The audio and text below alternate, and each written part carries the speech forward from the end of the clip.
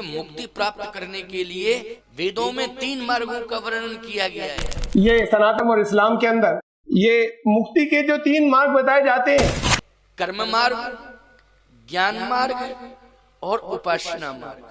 बोलो भाई, उपासना अर्थात भक्ति मार्ग।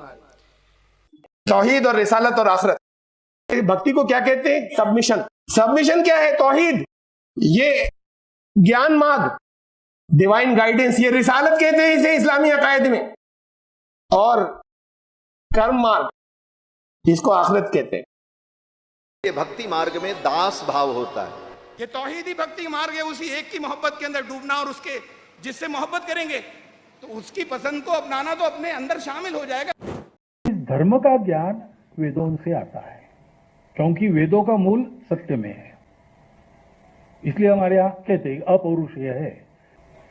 और ये वेद हम जानते हैं कि ये लिखे नहीं गए, ये सोचे नहीं गए, ये देखे गए। मंत्र दृष्टा थे ऋषि, उन्होंने ये सब देखा।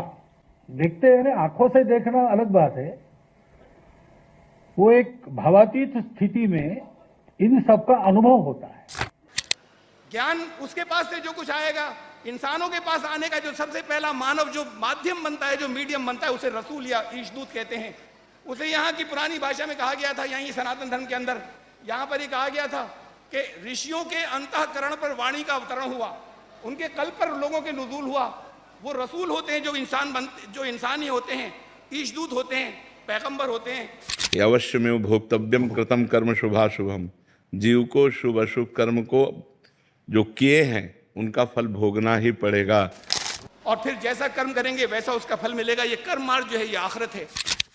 तो ज्ञान की जिज्ञासा होता ही है, और भक्ति के बगैर यहाँ बैठ ही नहीं पाओगे। तो भक्ति, ज्ञान और कर्म, ये तीनों एक ही कुर्सी के 3 पहिए जैसे है। और इन तीनों का इस्लाम ने बैलेंस दिया है, संतुलन दिया है कि इन तीनों की आवश्यकता है, एक को भी इनमें से हम छोड़ नहीं सकते। ये तो बातें वही थी, सिर्फ टुकड़े कर लिए गए। भक्ति मार्ग को अलग कर दिया गया, ज्ञान को अलग और कर्म मार्ग को अलग। भक्ति मार्ग प्रधान मार्ग, ज्ञान और वैराग्य भक्ति के पुत्र हैं। यदि ज्ञान नहीं होगा, वैराग्य नहीं होगा, कर्म नहीं होगा, तो भक्ति भी कैसे हो? इस्लाम का सबसे पहला, सबसे अहम तकाजा तौहीद है। जो बुनियादी अकायद हैं, मूल मान्यताएं, उनको हम समेटते हैं तो 3 हिस्सों में लाते हैं, तौहीद, आखिरत, रिसालत। इसे भी समेटते हैं तो ये तौहीद ही पर आते हैं। आखिरत भी असल में तौहीद ही की तफसील है कि उसी के पास वापस जाना है, उसके कानून के मुताबिक फैसले होंगे, ये उसी की तफसील है। रिसालत भी उसी की तफसील है। करुणा के आधार पर होगा भारत विश्व गुरु, सतयुग की राह पर होगा भारत धर्म गुरु। Visit our channel towards Satyuga to watch more videos like this.